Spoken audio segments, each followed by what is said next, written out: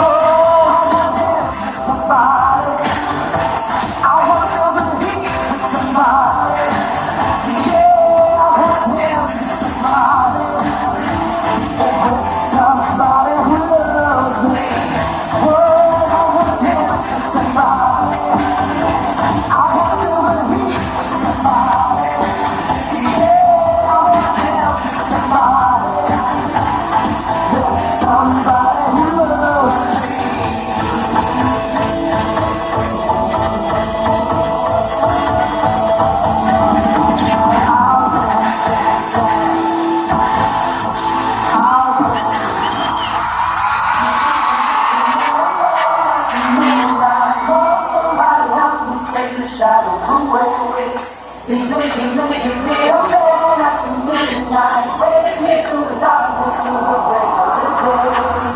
It's making me a man after midnight. Oh, somebody help me take the shadows away. It's making me a man after midnight. Take me to the darkness, to the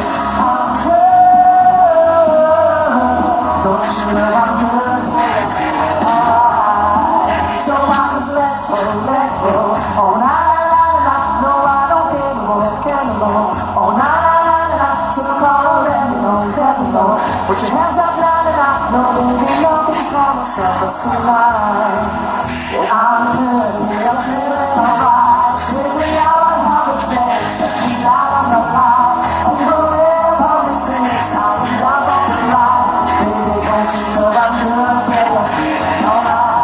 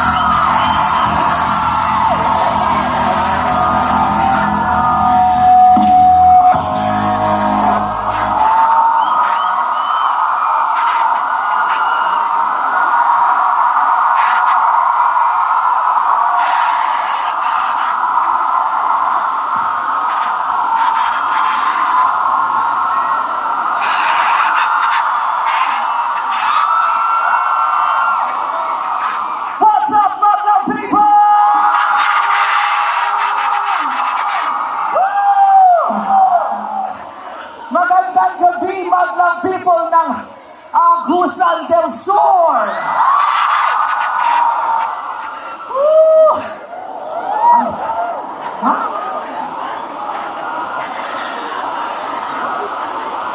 Ayos nga ng hair ko. Ano yung hair ko? Kapag naman itong electric pa na to, kasi tumatapa yung hangin sa itlog ko. Hindi ako makasayaw. Kasi nagko-contract. Ibaba natin, pero presto siya. Ang kabila, yung pataas sa baba, pak. Ayan, I love you too! Nakakaloka. Bago tayo magdire-diretso, I just want to say, I am very sorry for the delay. I should have been here at sana nakapagsimula tayo ng mas maaga dahil alam ko, aga-aga ninyong pumunta dito. Kaya naman sobra ako excited, kaya lang na-delay yung flight. Ganun talaga, nasa Pilipinas tayo. So, pasensya na. And I just hope it's gonna be worth your time and all the effort and sacrifice. Wow! My little ponies are here! Ang saya, ang daming tao! Nakakaloka.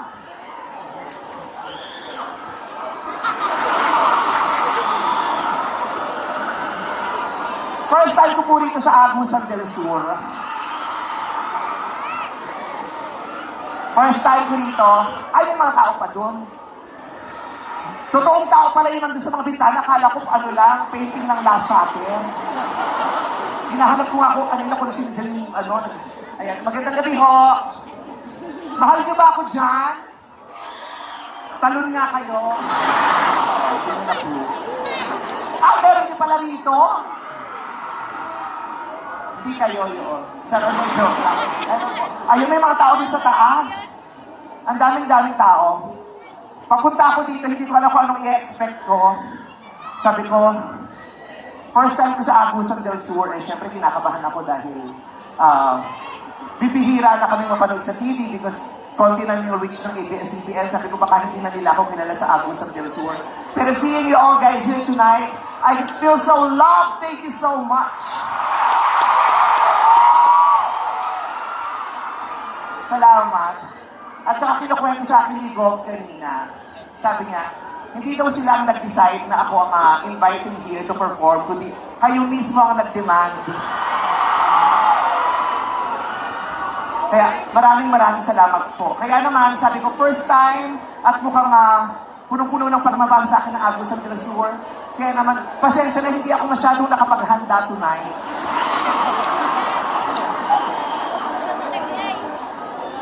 Pasensya na, wala akong surprise guest, pero kung gusto nyo, ipapakita ko na lang to para ma-surprise ko yung lahat. Ito talaga ang surprise guest ko. Ito na yata, panahon na para makita ng Agusan del Sur ang totoong itsura ng Ibong Adarna. Sa sanda, yung sample gago. Sa ulo kayo, baka naman ikulong ako ni Governor. Na-delay na ako't lahat, ang haba ng binahin ko, tapos nagpakita lang ako ng ari. Ayoko, baka mabigla kayo, kaya para unti-unti lang, huwag naman mabilis, huwag naman bigla. Kaya yung kaliwang itlog po muna ipapakita. Huwag kayo magalala, kasi yung kaliwang itlog ko, Korean, nakaganon siya. Tuwan-tuwa kayo pag ang pasis-pasis ng pinag-uusapan. Kaya kayo, masayang-masaya kayo pag puro kagagahan yung pinag-uusapan. Pero dahil ang dami-dami natin dito, sabi ko, bakit hindi natin gawing mas makabuluhan ang event na ito? Since ang dami na rito, kaya naman naisip ko, ba't hindi natin simula ng isang malawakang prayer meeting? Kaya uulitin po namin yung show, magsisimula ulit tayo ng opening number, papalitan ko yung kanta, magsisimula ako ng Come Holy Spirit. Hindi, joke lang po. Alam mo, sa sobrang excited kong umakyat sa stage at kumanta at sumayaw sa inyo, nakalimutan ko tuloy umihi. Eh sa biyahe pa lang from the airport, from Butuan, going here, ihi na ako. Eh sabi ko, nagmamadali na, meron kaming convoy. So, sabi ko, na lang ako ihi sa venue. Eh pagdating namin dito, nag-ayos na kami agad, nagbihis na dahil wala ng oras. So nakalimutan ko umihi, so ihi tuloy ako. Eh mahirap pa mag-umihi pag bakla. Nababasa ang puwet, nandito kasi ulo.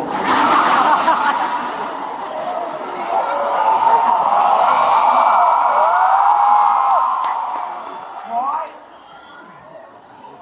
Gom, kamusta na? Siguro, iba yung tingin sa akin ni Gom. Tinititigan ako ni Gom kanina nung nagpupagduhan kami sa likod. Tapos nakita niya yung suot ko. Sabi niya, ang ganda ng suot mo ah. Parang next month gusto ko ganyan ang uniform ng mga police dito sa Pilipinas. Di ba, Gom? Why not? Let's give it a try. Pride Month ngayon, ano? It's Pride Month. Ba't hindi natin try? Yung mga police ganito yung outfit. Pag nanguhuli, oy, huli ka. Di ba?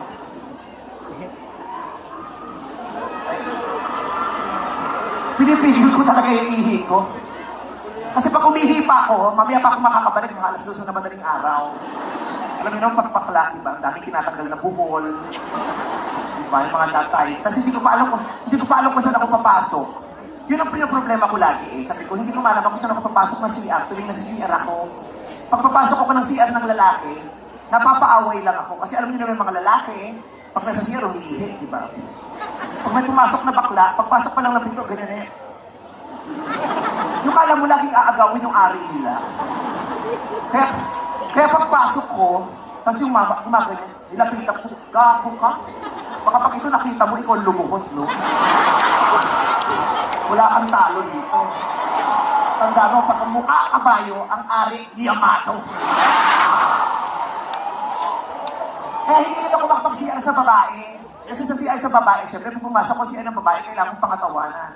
Eh sabi na, paano ba umiihi mo babae? Kailangan ako upo. Eh isang beses, hinihihi na ako, tinignan ko, umupo ako. Pag upo ko naman, bakit? Yung ulo sumausaw sa tubig. Nangilo ako. Kaya, hindi ko na talaga inulit pang muli.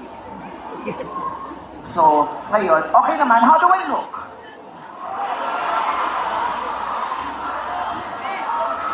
Ha? Nagugustuhan niyo ba ang nasisilayan niyo sa mga oras na ito?